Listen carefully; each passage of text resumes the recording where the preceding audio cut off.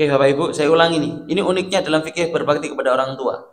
Kalau seandainya ngapunten, perkaranya itu makruh, perkaranya itu mubah, perkaranya itu sunnah, tapi orang tua yang memerintahkan, maka hukumnya jadi wajib. Dengan catatan, perintahnya itu memang memiliki tujuan. Oke, perintahnya itu memiliki tujuan. Contoh Bapak Ibu, apa hukumnya memotong jenggot Bapak Ibu? Apa? Motong jenggot sunnah. Niki tanda-tanda ngantuk niki. Nggih, motong jenggot sanes kumis. Nggih, jenggot. Ini tak bedakan Bapak Ibu, jenggot sama kumis. Bapak Ibu, ini kumis toh? Ya ini ya. Ini bukan kumis. Kumis itu rambut yang melewati mulut ini Bapak Ibu. Sini nih, kalau melewati mulut ke sini ini baru namanya kumis. Baru nanti dicoba potong. Oke, itu namanya kumis. Saya mau tanya sekarang, kalau jenggot itu yang mana? Hah? Oh, jenggot ini ngapunten ini Pak. Wah ini masya Allah nih. Nah ini kalau sininya ini bukan jenggot lagi Pak ini Pak. Jenggot itu cuma diutik sini nih. Twing. Ini jenggot cuma segini aja nih Pak. Ya, ini jenggot cuma segini aja. Jadi samping-samping sini ini Pak, udah bukan jenggot lagi. Termasuk sini udah bukan jenggot kalau ada rambut di sini nih Bapak Ibu ya. Ini udah bukan jenggot lagi. Jadi jenggot itu cuma seutik sini nih. Twing, ini jenggot. Ya, ini jenggot. Udah. Ini bukan jenggot. Ini bukan jenggot. Ini bukan jenggot. Ya. Assalamualaikum warahmatullahi wabarakatuh. Alhamdulillahi rabbil alamin. Wassalatu wassalamu ala sayyidil mursalin Nabiyyina Muhammadin wa ala alihi wa ashabihi at-tayyibin at-tahirin. Fas'alullaha subhanahu wa ta'ala an yamunna alaina bil ilmin nafi' wal amali salih wa an yufaqqihana fid din wa an yaftaha lana futuhal 'arifin wa an yarzuqana al ikhlas fil qawli wal 'amal. Allahumma amin. Amma ba'd. Bapak Ibu jamaah salat subuh rahimani wa rahimakumullah. Sami sehat Bapak Ibu. Alhamdulillah, puji syukur kehadirat Allah Subhanahu wa taala atas segala kenikmatan yang telah Allah berikan kepada kita. Alhamdulillah, kita masih diberikan nafas yang panjang untuk berjumpa di bulan suci Ramadan ini. Karena tanpa nafas yang panjang, Bapak Ibu, kita akan merasa lelah, capek. Karena perjalanan ini baru setengah, Bapak Ibu. Masih ada setengah kedua. Ya. Insya Allah masih diberikan kekuatan, diberikan kesehatan, diberikan kesempatan ya, untuk memaksimalkan hari-hari di bulan Ramadan ini. Kedua kalinya Bapak Ibu, salawat beriringan salam tetap terhaturkan, tetap tercurahkan kepada baginda Nabi Agung Muhammad sallallahu alaihi wasallam, kepada keluarganya, kepada sahabatnya, kepada tabi'in, kepada tabi'ut tabi'in, dan kepada orang-orang yang senantiasa istiqamah mengikuti apa saja yang beliau perintahkan, menjauhi apa saja yang beliau larangkan. Hadirin rahimani wa rahimakumullah. Pada pertemuan kali ini kita masih melanjutkan membaca kitab Manzumah Al-Uwaisiyah fi Fiqhi Birril Walidain karangan guru kami Syekh Hafiduddin Al-Ayyubi Asaduddin Al-Ayyubi hafizahullahu taala. Bahkan yang terbaru Bapak Ibu ya, saya belum pernah menemukan ada satu buku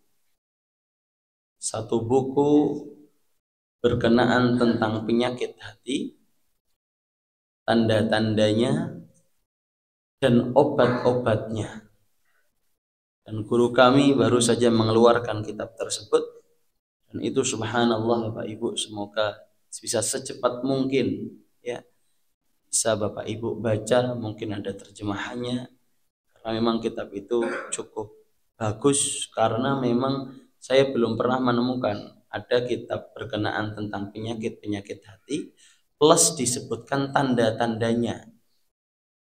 Misalkan kalau ada orang, misalkan Bapak Ibu, penyakit hatinya apa, misalkan dengki, maka ciri-cirinya disebutkan, dan kemudian beliau menyebutkan obat dari penyakit dengki tersebut. Subhanallah, semoga Allah menjaga beliau dan memberkahi setiap karangan-karangan beliau. Insyaallah di pagi hari ini kita melanjutkan karangan beliau, yaitu berkenaan tentang fikih berbakti kepada kedua orang tua. Hadirin rahimani wa rahimakumullah. Ya. Selanjutnya musannif rahimahullahu taala mengatakan walam yukhalif adaban kama jara fi qissatis siddiqi ma khairil wara. Jadi Bapak Ibu rahimani wa rahimakumullah, cara yang kedua di dalam berbakti kepada kedua orang tua adalah berbakti menggunakan anggota tubuh kita. Caranya Bapak Ibu, beliau mengatakan bi antam tathila ma kana min hadrin wa dhurrin qad khala. Dengan catatan kalau seandainya ya, orang tua tidak memerintahkan ya pada perkara-perkara yang haram atau perkara-perkara yang jelas bahayanya. Maka kalau orang tua memerintahkan kepada hal-hal yang haram, ya Bapak Ibu nggih, hal-hal yang haram, maka tidak usah ditaati. Nah, kalau seandainya ada orang tua memerintahkan untuk zina, manut apa enggak, Pak Bu? Manut apa enggak, Pak Bu? Tidak manut. Ya. Dan kemudian jenengan tidak akan menjadi anak yang durhaka karena tidak mentaati orang tua. Maka beliau mengatakan cara untuk berbakti kepada kedua orang tua yaitu dengan bi antam tathila maka min hadrin wa durrin qad khala. Dengan catatan ya, kamu mentaati setiap perintahnya ya, tapi perintah yang bukan bentuknya hukumnya haram atau bukan perintah yang bahayanya itu memang jelas-jelas terlihat. Contoh, ada seorang bapak nyuruh anaknya suruh minum racun tikus. Manut apa enggak, Pak Bu? Enggak manut. Kenapa enggak manut? Bahayanya jelas. Wong ngombe racun tikus ya paling kejang-kejang bar kowe mati. Nah, niku kan tampak bahayanya. Maka beliau mengatakan kalau perkaranya itu haram, kalau perkaranya itu apunten bahayanya terlihat tampak jelas, maka tidak usah kita taati. Tapi Bapak Ibu, ini uniknya fikih berbakti kepada orang tua. Apa uniknya? Perkara-perkara yang tadinya hukumnya makruh, mubah, sunnah, ketika orang tua memerintahkan, maka hukumnya jadi wajib. Oke Bapak Ibu, saya ulangi nih. Ini uniknya dalam fikih berbakti kepada orang tua. Kalau seandainya ngapunten, perkaranya itu makruh, perkaranya itu mubah, perkaranya itu sunnah, tapi orang tua yang memerintahkan, maka hukumnya jadi wajib. Dengan catatan perintahnya itu memang memiliki tujuan. Oke, perintahnya itu memiliki tujuan. Contoh Bapak Ibu, saya mau tanya, minum air putih, mohon maaf saya ganti, minum boba. Bapak Ibu ngertos boba mboten? Nek cah nom ngerti boba. Sing blundung-blundung ini lho. Boba ya tahu ya Mas ya? Dawet wah. Dawet ini kok mandan dawat-dawat. Niki bunder-bunder Pak. Ya dawet bunder berarti. Cuman jenenge ben mandan main dadose boba. Artos boba nggih Bapak Ibu nggih? Kula badhe tanglet ngunjuk boba niku hukume napa? Mubah nggih? Mubah. Tapi nek orang tua sudah merintahkan le ngombe boba Biasane nek kowe ngombe boba awakmu raimu dadi bunga. Wajib no mboten ngunjuk boba? Wajib, kalau orang tua udah bilang kok. Ya, karena tujuannya kalau anaknya itu minum boba mukanya jadi bunga. Makanya beliau mengatakan apa? Cara berbakti kepada kedua orang tua itu adalah dengan mentaati setiap perintahnya, entah perintahnya bentuknya makruh, sunnah atau mubah. Tapi kalau seandainya perintahnya bentuknya haram atau kemudian apa namanya bahayanya begitu tampak sangat jelas, maka sudah jangan taati. Tapi kalau sebatas makruh, ya kemudian ngapunten apa tunggal malih mau sunnah, mubah, taati saja.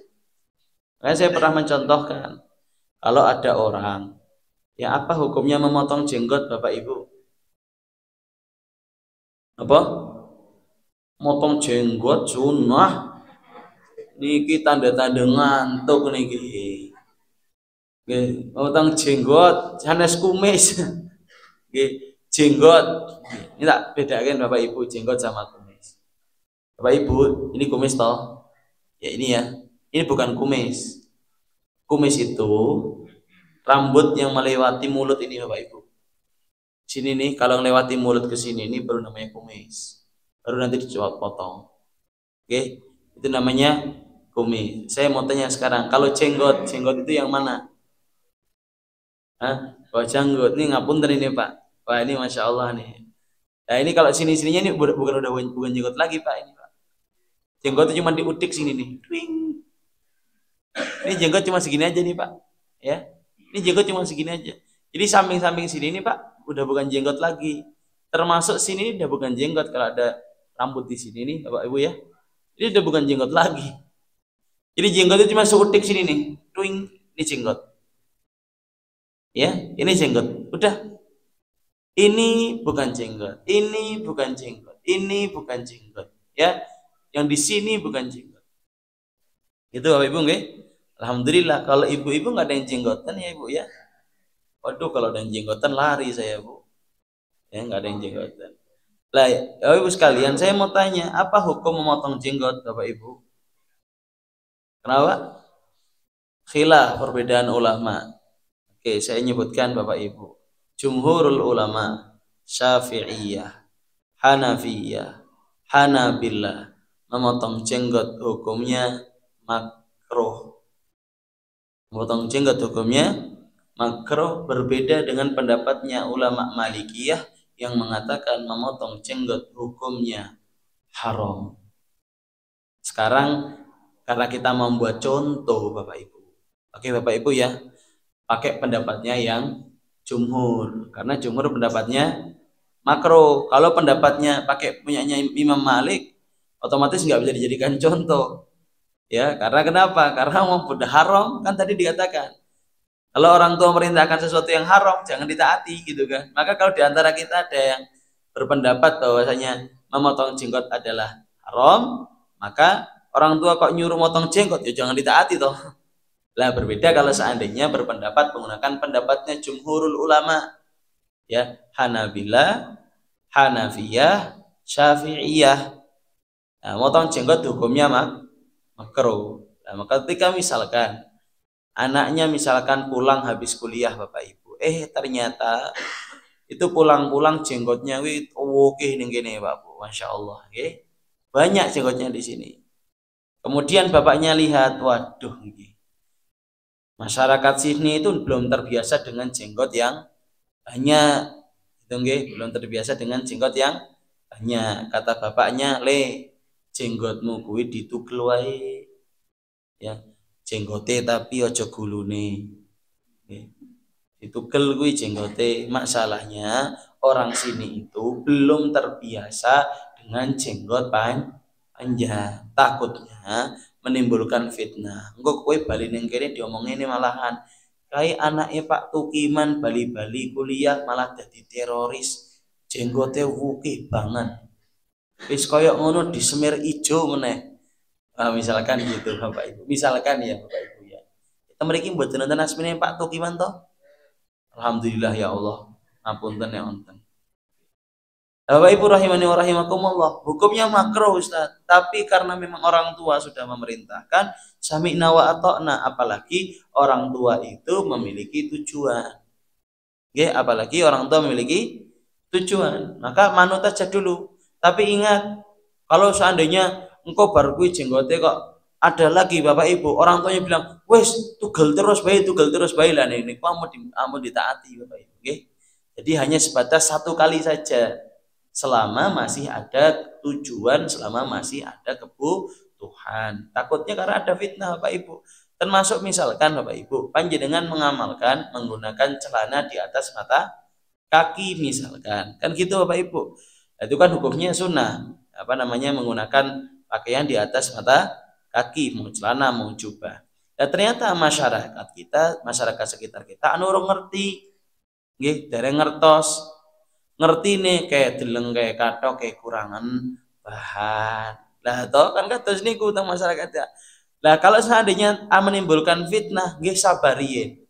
Nggih katok ya penting nggih katokan, namun mboten katokan. Nggih, yang penting pakai celananya yang penting ya tetap di atas mata kaki tapi tidak mungkin sampai tinggi sekali karena bisa jadi ya. Jadi jangan kemudian kita ini menabrak ya kebiasaan masyarakat yang mungkin masyarakat itu menginginkan kebaikan Bapak Ibu.